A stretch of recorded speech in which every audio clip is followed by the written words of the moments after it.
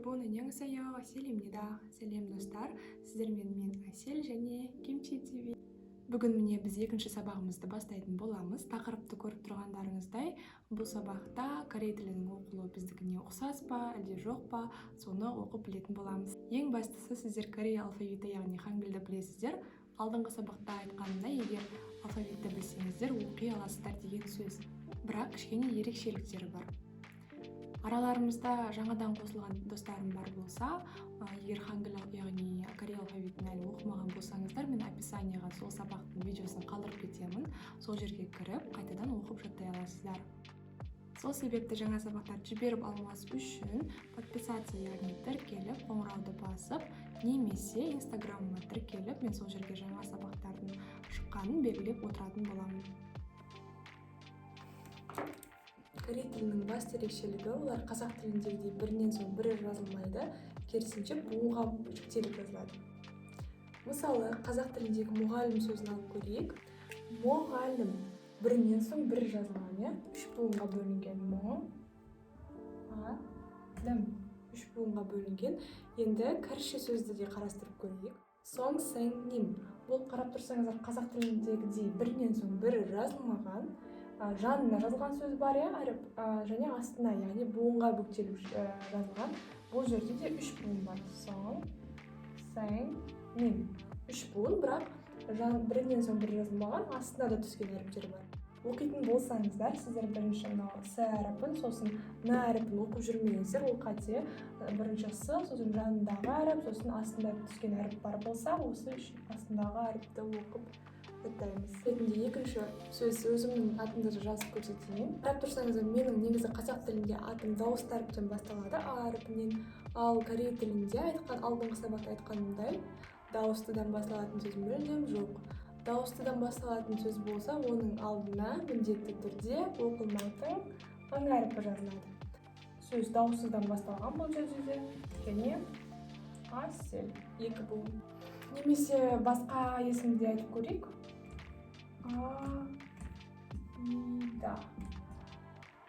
Аида, мысалы, бұл жерде де есімі А әріпінен басталған, бірақ оның алдында міндетті түрде оқылмайтын ң әріпі жазылады.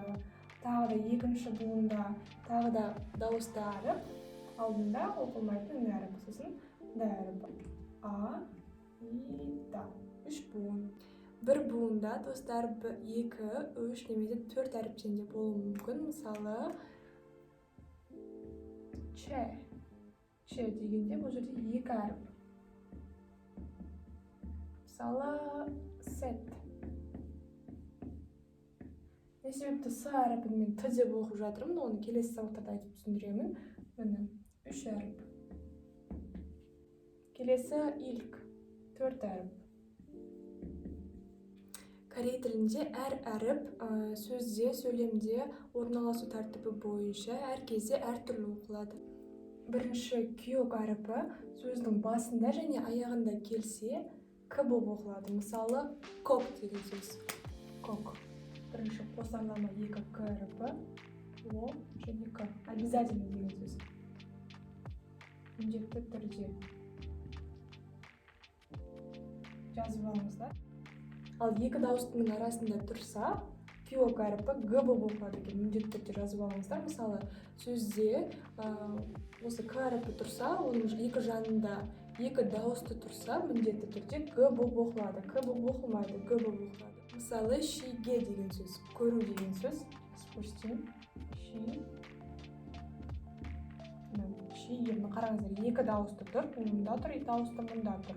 Мына жердегі К күйок әріпі К болып оқылмайды, Г болып оқылады. Г болып оқылып тұр, қараңыздар, шиге, шике деп атқан жоқпын, шиге, көру. Екінші әріп, Т әріпі, ол сөздің басында және сөздің аяғында, жаңағы күйок әріпі сияқты сөз басында және сөз аяғында келсе Т болып оқылады, ал екі дауыстының арасында Д болып оқылады. Жазып аламыз, мысалы, тан о деген сөз. Тан о. Не деген сөз десеңіздер, сөз деген сөз. Сөздер деген сөз. Ал екі дауысты арасында келсе д болып оқылады. Мысалы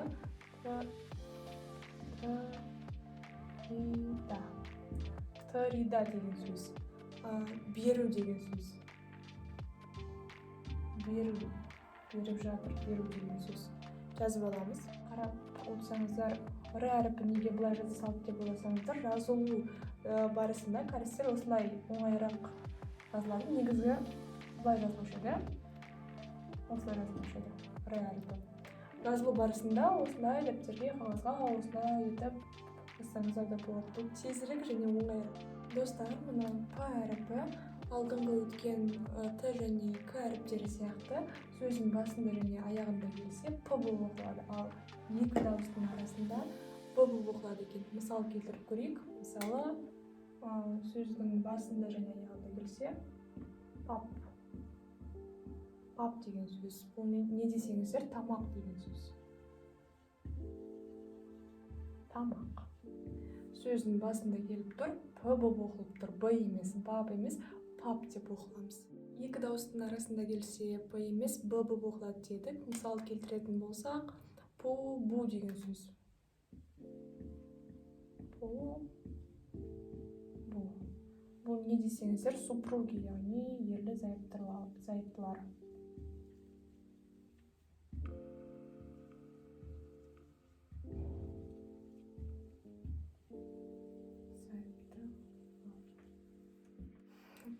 Келесі достар, ч әріпі. Ч әріпі сөздің басында келсе ч кәдімгідей ч болып оқылады, ал екі дауыстының арасында келсе дж болып оқылады.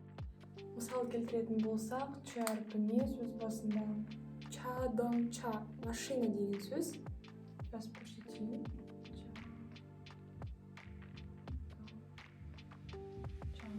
Машина, автокөлік деген сөз.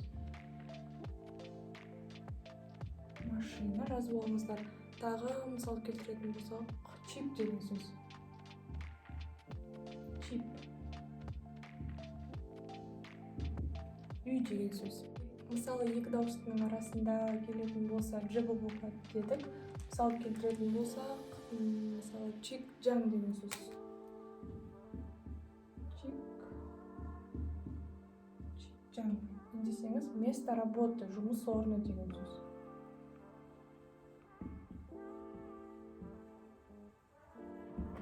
Жұмыс орны.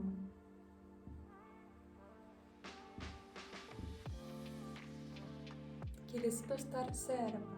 С әріпі юдированный, яғни и, ё, ю, я әріптерінің алдында келсе ш болып оқылады. Ал басқа жағдайларда кәдімгідей с болып оқыла береді. Мысал келтіретін болсақ, шопинг.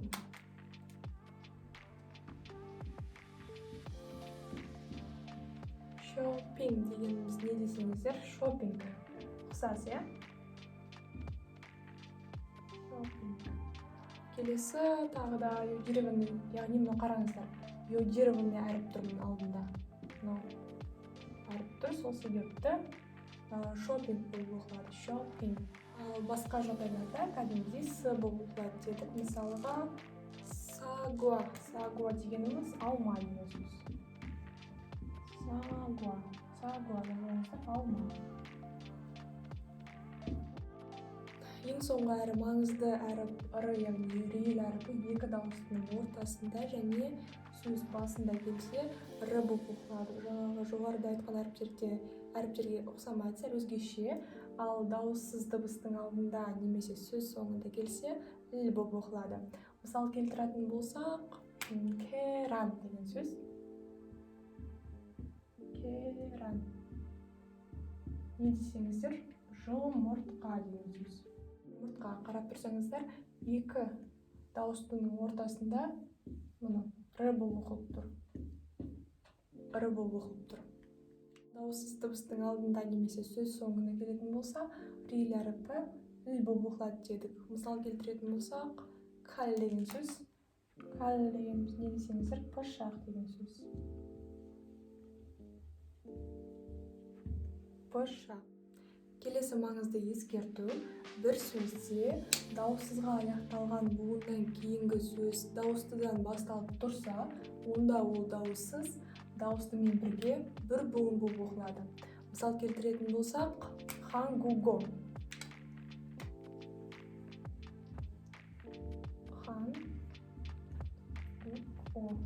Хангуго. Бұл сөз корей тілі деген сөз. Буынға бөліп оқитын болсақ, хангуго деп оқымаймыз. Хан бір буын, гу мынадай екінші, үшінші буын болып қалады. Мысалы, хан, гу, мұнда тұрған дауыссыз, мына дауыс тілінің алдында жазылып, хангуго болып, яғни мынау дауыссыз әріп, дауыс тілінің алдына шығып, бір буын болып оқылады екен. Келесі, сөзде екі бірдей дауыссыздар кездессе, біреу ғана болып оқылады. Аппа дегендегі сөзде екі п әріпі бар, екі дауыссыз. Яғни мына бірінші буындағы сөзде үш әріп бар екен, иә? Екеуі де дауыссыз, сонда екеуін де қайталап айтпай, мысалы аппа деп біреуін ғана айтатындай етеміз. Яғни біреуін ғана айтатындай етеміз. Ал келесіде омма деген сөзде мұнда қараңыздар, екі, мына аппа дегенге ұқсас, екі дауыссыз бар екен.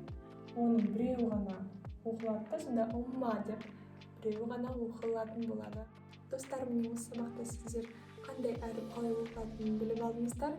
Енді осы сабақтың жалғасы ретінде болатын үлкен тақырып подчим дегеніміз не, сол жайында өтетін боламыз. Оған дейін осы сабақты жазып оқып алыңыздар. Келесі кездескенше,